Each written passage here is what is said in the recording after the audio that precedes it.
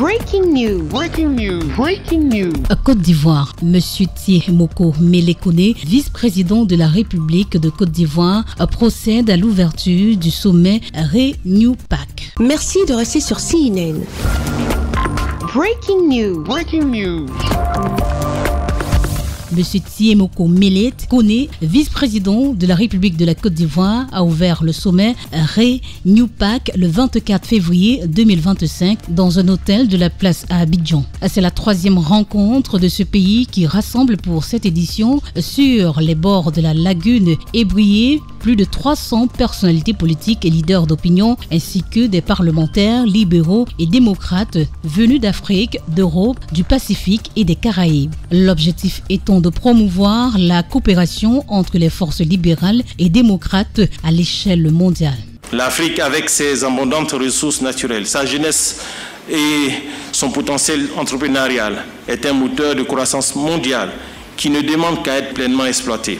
Nous devons construire un véritable partenariat stratégique fondé sur l'innovation, l'entrepreneuriat et surtout sur la compétitivité où chaque partie apporte son expertise et bénéficie des opportunités qu'offre l'autre. J'aimerais lancer un message à nos jeunes. Il est temps que vous ne vous laissez pas séduire par des promesses faciles et populistes, par les illusions du repli sur soi, par les mirages du radicalisme. Former la jeunesse africaine à l'entrepreneuriat, une vision que partage le coprésident de Renew PAC qui plaide pour l'action. L'Europe et l'Afrique sont différents, c'est vrai, mais nous avons donc un engagement pour progresser, il faut le faire maintenant. Le leadership et la connaissance sont indispensables ensemble.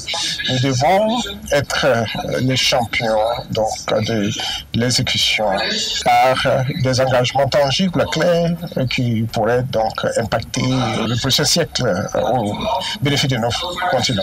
S'il vous plaît, aidons-nous ensemble, dirigeons ensemble et bâtissons ensemble. À contrer l'avancée du populisme, lutter contre la corruption, renforcer l'état de droit et préserver les libertés fondamentales. Selon M. Thiemoko Mélé-Koné, vice-président de la République de Côte d'Ivoire, ces valeurs sont essentielles au libéralisme audacieux et inclusif. Ces principes tiennent aussi à cœur au chef de l'État ivoirien, son Excellence Alassane Ouattara. Le président Alassane Ouattara est profondément attaché au libéralisme, fondé sur des principes de liberté, de démocratie et de progrès. Cet engagement lui a permis de guider la transformation politique et socio-économique de la Côte d'Ivoire depuis son accession à la magistrature suprême. Sous son autorité, la Côte d'Ivoire est devenue un modèle de libéralisme adapté aux réalités africaines. La dynamique de l'économie ivoirienne, caractérisée par une croissance forte, un développement des infrastructures et une amélioration significative des conditions de vie des populations, démontre que les principes libéraux peuvent être un puissant moteur de développement. Nous devons opposer la force de nos valeurs pour surmonter les obstacles qui se dressent devant nous. Nous devons rester unis autour de notre credo commun, à savoir la primauté des libertés individuelles, une économie de marché régulée par l'état de droit et la conviction que la coopération internationale reste notre meilleure arme contre les crises.